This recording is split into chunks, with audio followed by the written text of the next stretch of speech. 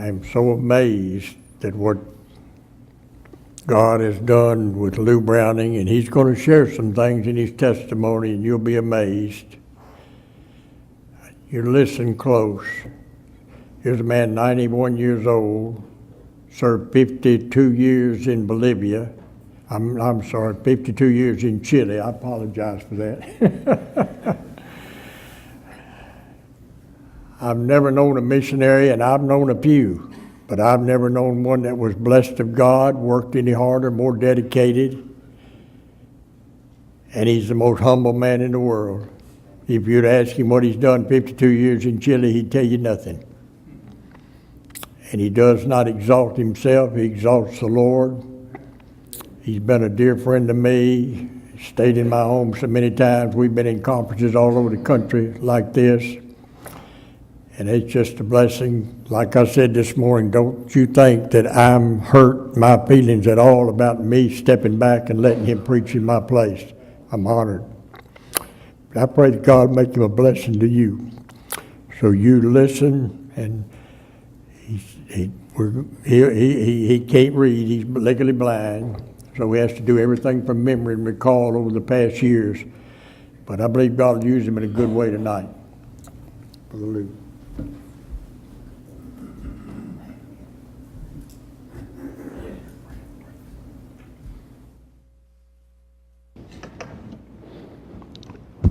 I guess this is his own. You're all right there. Okay. Well, I promise you one thing. I might bore you, but I won't bore you long. You know that fellow, I don't remember your name, the one going to Bolivia brings back a lot of memories to me. My children went to school over there, and I visited there several times. And in fact, I thought that's where I was going to be a missionary. A fellow by the name of Charlie Brooks was a missionary in Bolivia for several years. And he was one of the teachers at the school when I was going to school. But Brother Mel Rudder came by and he convinced me that that's where God really wanted me to be, was in Chile. I think it was in June of 1956. I was working at Royal Typewriter Company and lived in an apartment building that was just across the alley from Harper Hospital. Harper Hospital was one of the first hospitals that did a heart transplant back then. And I came home from work one day and my wife said, you know, the strangest thing happened to me today. She said, I came in from shopping and there was a lady sitting on the front steps and she was crying. And I asked her what was wrong, and she was coming talking to me in a language I didn't know what she was talking about. And she kept trying to tell me what she wanted to tell me, and finally she just made a motion like that and said, and I knew she wanted me to wait, and so I waited. And she went across the alley to the hospital, and in a few minutes she came back with her husband. And her husband, he was from Lima, Peru, and he spoke about 4 different languages, so we didn't have any problem listening to him. And he said that she had just got there from Peru, and she didn't know anybody, and they had a 1-year-old boy, and she was expecting another child and going to have to go to hospital in a minute. And she didn't know what she would do with that 1-year boy while she was in the hospital. And my wife said, well, that's not any problem. I got a 1-year-old boy myself. Said, just bring him down there and I'll take care of him.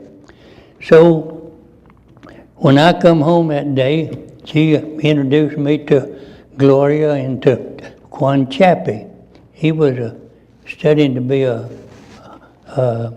heart specialist there at Harper Hospital. And so we just became good friends. He taught me, took me to the first time I'd seen a soccer game, and I thought that was about the silliest game I ever saw. but now it's my favorite. But anyway, we got to be good friends, and my wife and her, Gloria, was always together talking about things. And she came down and we ate one night, and we had some steak and gravy. And Gloria wanted to know how to make gravy.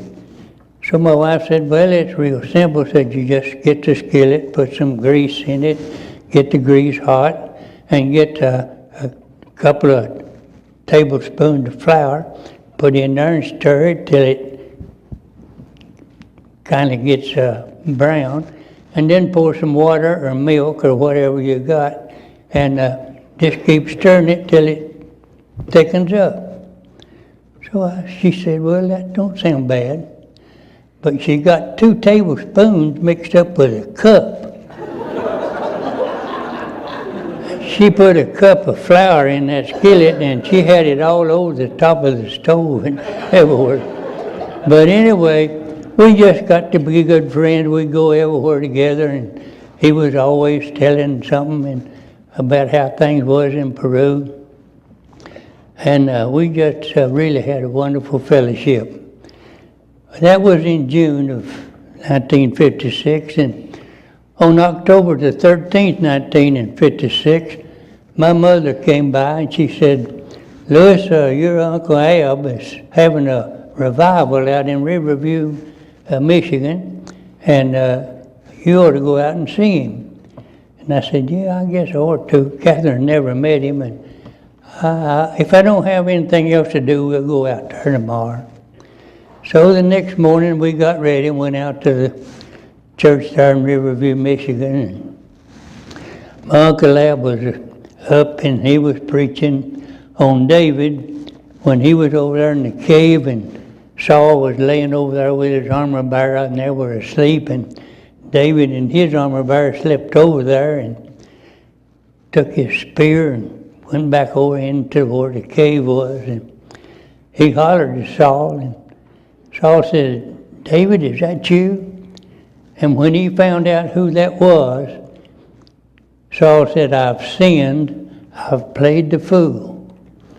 And I kind of got under conviction a little bit, and about that time a fellow from the church got up in one of the pews and come up behind me and punched me on the back, and he said, are you saved? And I said, no. He said, do you want to be? And I said, no. But he just kept on and on and on, and he just wouldn't leave me alone. Finally, I just got up and went out the door, got the car and pulled up in front of the church and blowed the horn and said, Catherine, come on out of there. And she came out with her face all red, said, what in the world is the matter? I said, I'm not going back in that place anymore. They want to drag you down the aisle and get you saved. I'll get saved when I get ready. Well, we went on home, and the football game was on, and the baseball game was on. You know, in October, the 1st of October, both of them was on. So I had the football game on the TV, and I had the World Series on the radio, and had an old guitar, and I was plunking on the guitar. And my wife said, honey, I wish you'd cut one of them off. I jumped up and took the guitar and busted it right over the couch. I said, there, I cut that one off, that suits you. She grabbed the little boy and my other kids, I had 3 at that time, and she run in the door and locked the door. Well, I sat there and I watched the football game, and it'd say now they're on the 50-yard line, I've sinned and I played the fool. And I'd turn the radio on, be the 3rd inning, up to bat somebody, and I've sinned, I played the fool. And I just couldn't get away from that, and well, about 5 o'clock, I knocked on the door and I said, Catherine, get ready, we're going back to church. She said, I thought you wasn't never going back to that church. I said, well, this will be the last time I get to see Uncle Ab, and I guess we better go. I just couldn't wait to get back to church. And I got out, and you know the devil, he always knows how to work. had a flat tire as soon as I got up about 2 blocks from the house. Well, I got out and changed the tire, and you didn't have all these kind of people to come and help you then. I got out and changed the tire and got my sleeves all dirty. And she said, honey, we're going to be late. And I said, don't worry, I got a shortcut. She knows my shortcuts. I got lost. We didn't get to church until the singing was all over. Everybody sat down, and my Uncle Ab got up and started to preach, and I come in the back door. And I can remember tonight, and boy, he reached over that pulpit.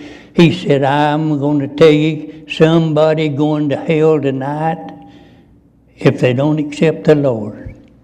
And I thought, Lord of mercy, I've sinned, I played the fool, and I'm about to cross God's deadline. Help me, Lord, help me. And I didn't know anything else he said in that message. But as soon as he got through, I just about run over my Aunt Pearl. She coming down the aisle to talk to me, and I just about run over. And I got down on my knees, and I started praying. Because I've been used to, when my grandmother raised me, going to the Holiness Church, and I'd been to the altar a lot of times with her, but they'd say, pat you on one side and say, hold on, the other side say, keep quiet, and I never would get saved because I didn't know what to do. But the Sunday school teacher came down, and he said, what are you looking for? And I thought, man, that's the craziest thing I ever heard.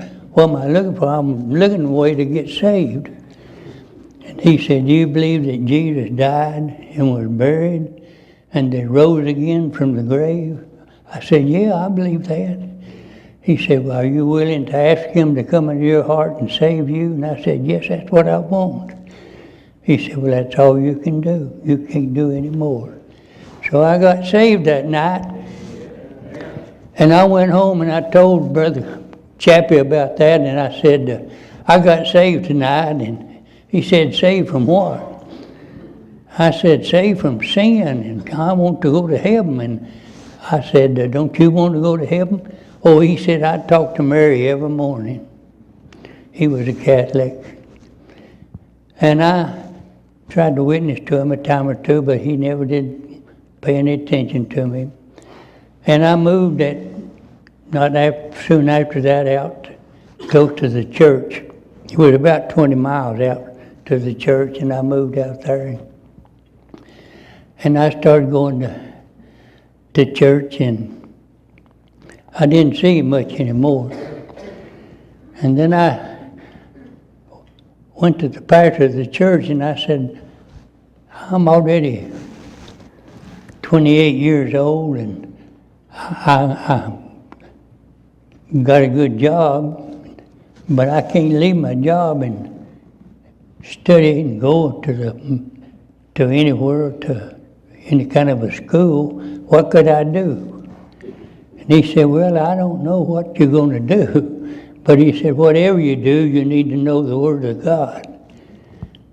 And I said, well, what can I do? I said, I can't afford to go to a college. He said, well, I got a friend of mine, and said he started a Bible study in the 12th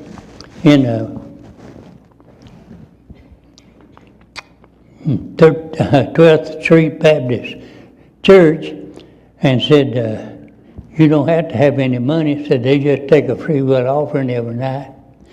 He said, the only one thing, he said, I know you from the South, and there's a lot of black folks over there.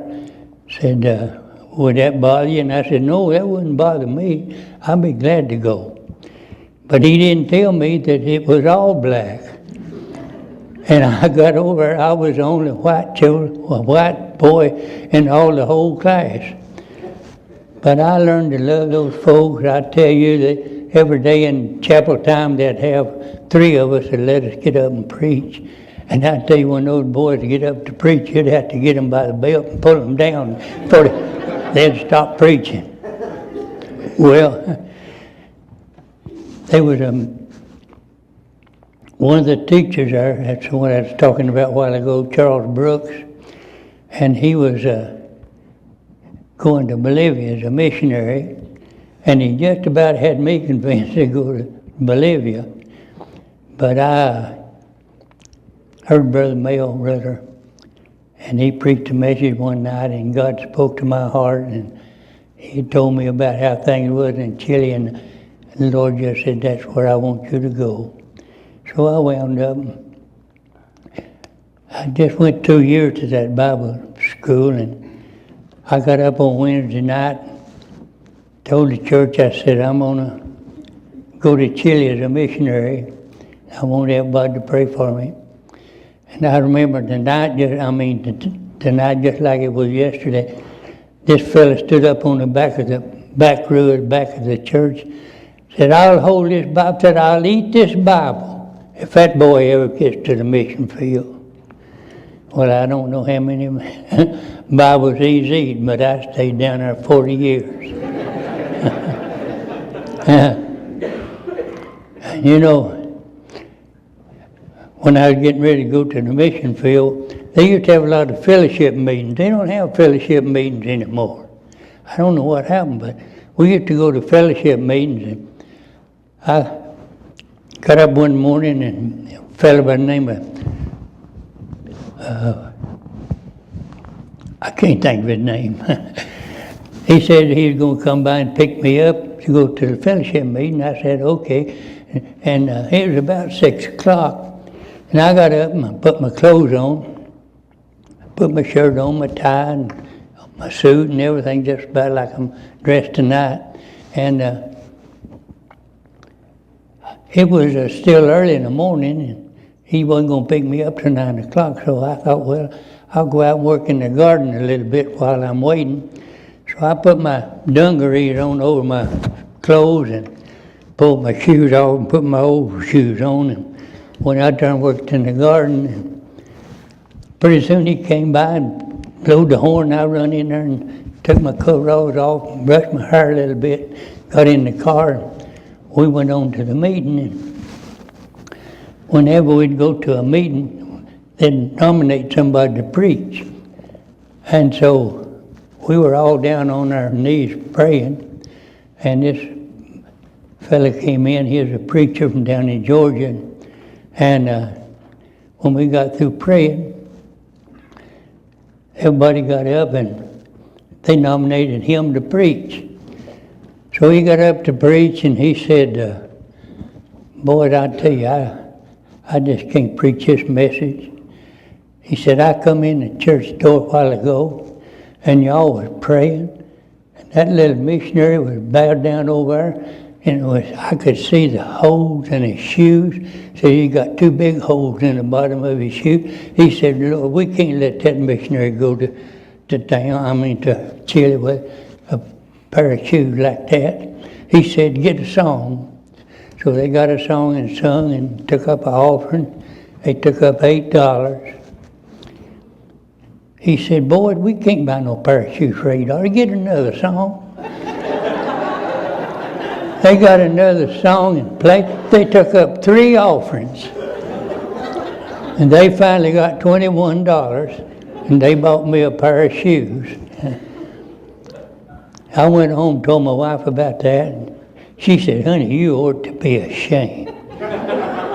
Said, you should have told them that you had a good pair of shoes.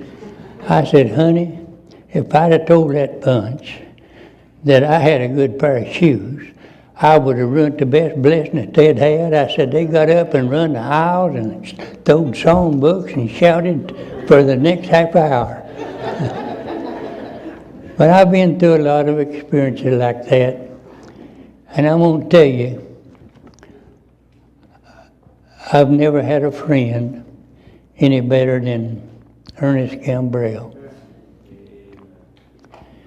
I met him in 1974, I believe it was. I'd just come back on a furlough, and he had come back from his first trip to the mission field. And we've been friends ever since. And I tell everybody where I go, I don't know how a jarhead and a swap jockey can be such good friends, but we are. Now you'll have to ask somebody what that means. But I'm thanking you and praising you for all that you've done. And listen, if you're going to the mission field, if you don't already have a board, you couldn't find a better board director than Ernest Gambrell. He'll take care of every need you've got if it's any way possible that he can do it. Anybody would come in the snow and the rain all the way from where we are tonight to Richmond, Virginia, to get a no-good missionary like me to come and preach to you. I tell you, he is a good one. So I thank and praise you, and I praise Brother Coffee for having me here, and I just thank and praise all of you. And I thank and praise every one of these missionaries, and I just pray that God will give you all the souls, Lord, and He'll just help you on every need you have, on every way that you can go. Thank you and praise you for all that you do. In Jesus' name, amen.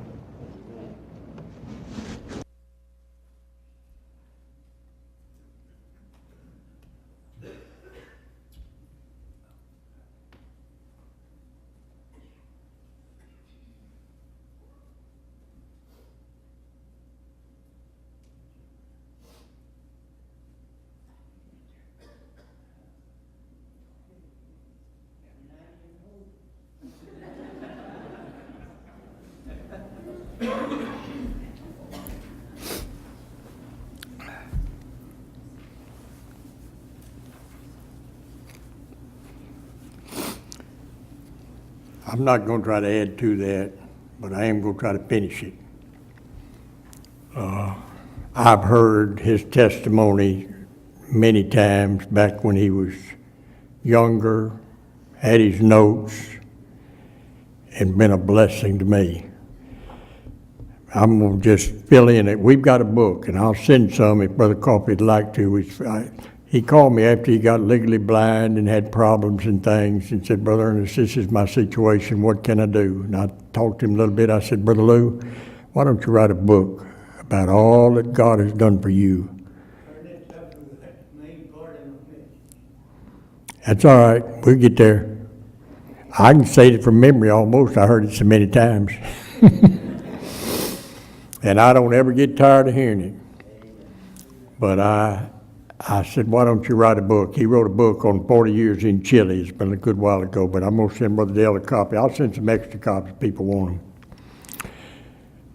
But God called him to the mission field, and a long story short, he didn't do much deputation. You couldn't do much back in those days. There just wasn't many churches, none like this one.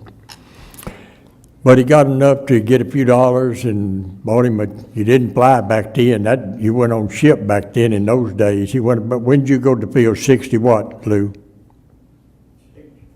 1964. Went down through Missionary Enterprise in New Orleans. They handled all the shipping for us all back. Even when I was in the 70s, they were handling that, and they shipped stuff. But he got down there, and missionaries always packed their stuff in 55-gallon drums. But to meet shipping requirements, you had to have a band on it, had a lock on it. I don't know what he had, 2 or 3 of them, but he got down there and he didn't have a lock on one of them. I'm talking about God's provision. And he got ready to check them on. He had all his stuff in there. He couldn't leave it, didn't know what to do. But the ship people said, you can't take that one on board. He said, why not? He said, it's all my stuff. He said, doesn't have a lock on it. He said, I ain't got no lock. He said, well, you can't put it on, you're not going to put it on this ship without a lock.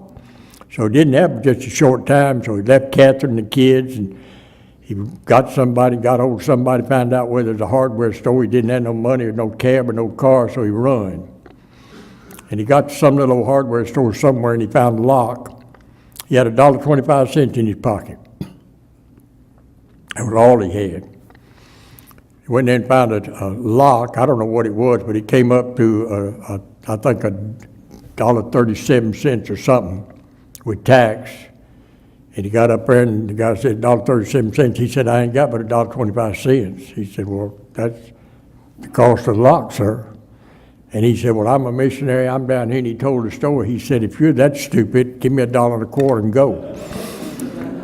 So he bought the lock, went down there and put it on. They got on board ship. Back then, it's not like flying to a field a day or two at the most.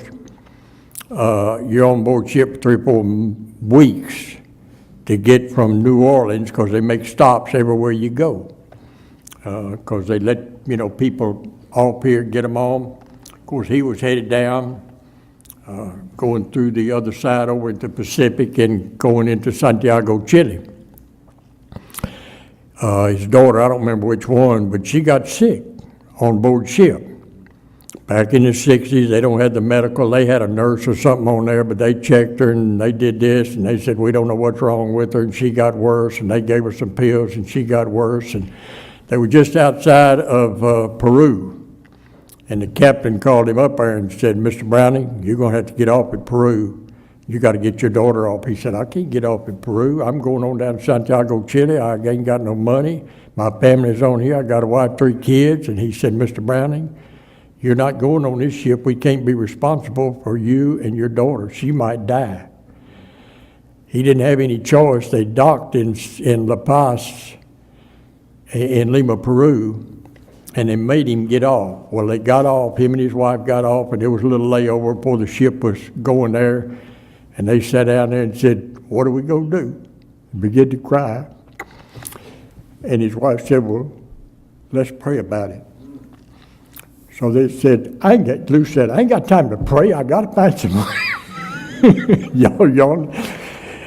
And she said, no, honey, let's pray about it. So they started praying about it. And when he got through praying, she said, Lou, wasn't that Dr. So-and-so that we knew up there 25 years ago? Wasn't he from Lima, Peru, medical doctor? They said, yeah, he was. I don't remember his name. Luke can tell you. He said, let's get a phone book. They got a phone book, and there was a whole bunch of people by that name in there, but there was only one in there that said doctor. And they called him. Short story, they said, is that you? And he said, that's me. I'm the doctor that you kept my kids up there in Chattanooga. He come down, picked them up, took them, got them a meal, got everything done. He said, you take Catherine and the kids, you take the kids, Lou, and you can go back home, get your ship going down to where you're going in Peru. He said, I'll keep Catherine and your daughter here. He doctored her.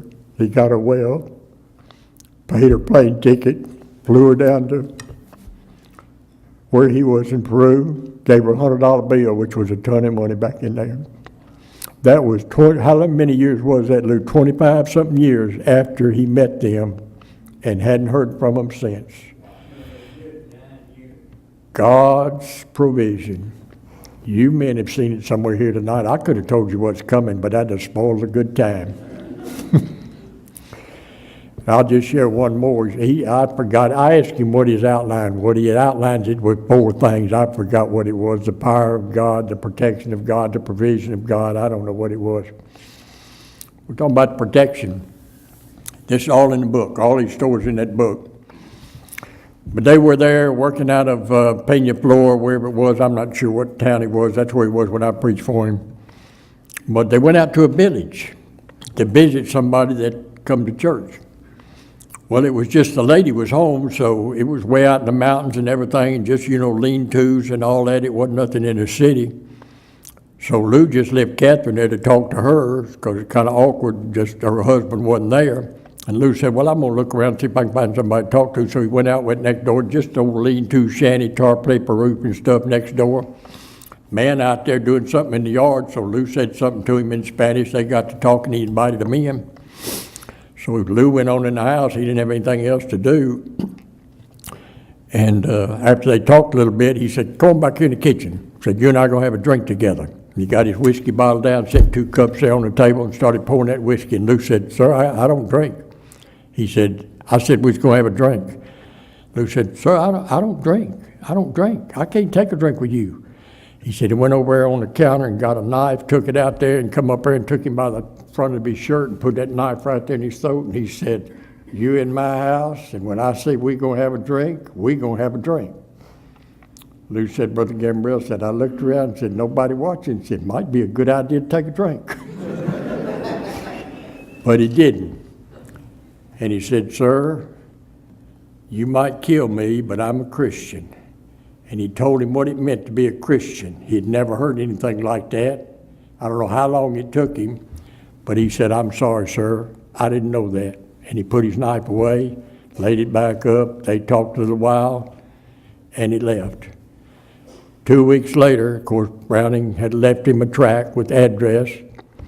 When he got back next door talking to Catherine and the lady next door, he told him what had happened over there. And of course, he was a little shook up too. And she said, "Brother Browning," said, "that man's already killed 3 people." And he said, "If I'd known that, I'd took a drink."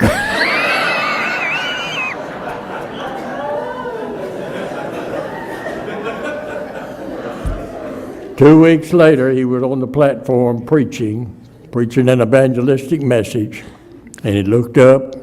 He called the guy by name, I forgot it, but he said he was coming in the door. Said he stood back there and waited till I got through preaching, and he was preaching, said, "Whosoever will may come."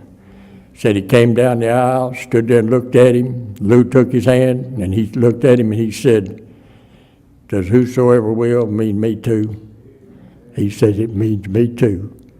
Knelt down there and got bored again. It was kind of comical. Of course, that's Catholic. Y'all know something about Catholic background. Lou said, "I didn't know what to do after I led him to Christ." Said he dropped down there on his knees, got my hand, started kissing it, and said, "Thank you, Father. Thank you, Father." So we had to have a little training to get through that, but he got through it. That's just 2 or 3 of the stories. That's God's protection. I've been there. I've been things. I was scared to death. I didn't know what happened. I'm not going to get into that, but God's provision. God had a doctor 25 years ahead of time, came up here to study to be a medical doctor, went back to Lima, Peru, and Lou had no idea where he was and hadn't heard from him, because you can't communicate in those days. They didn't have no cell phones. But God had him standing there waiting and had his name pointed out in the book where they found him. Took care of him. You fellas that's going out today, God's already been there ahead of you. When you get there, he's already there. And then God's protection. He could have been killed. And I could tell you story after story after story. But that'll give you a little idea why I love Lou Browning. We've been like friends, brothers, and thank God for him. And appreciate Brother Coffey. God touched Brother Coffey's heart. We'd called him coming down here from the airport and tried to get him to come. He said, "No, Bonnie, we can't drive at night." He can't drive at all. Said, "I just can't come. We'd like to come, but I just can't come." And then after I mentioned him on Thursday night, it was, I think, Brother Coffey's down here, we were talking. He said, "Do you think we can, if we went up there and got him and picked him up?" I said, "I'll go pick him up." So we got him on the phone. He said, "No, I can't do that. I can't do that." We was talking about Friday night or something. I said, "Well, what about Sunday night? That gives you 3 days to get ready." He said, "All right, I'll do it. I'll do it." So there he is. I hope you'll come by and shake his hand. Thank God for him. Encourage him. This has been a great blessing to him. He didn't get out very much, but I'll tell you what, you missionaries here, where are you, 4 or 5 of you? 3 of you that's going out to farm field? You're a prophet if you get around him, talk to him before he goes. He'll be a blessing to you.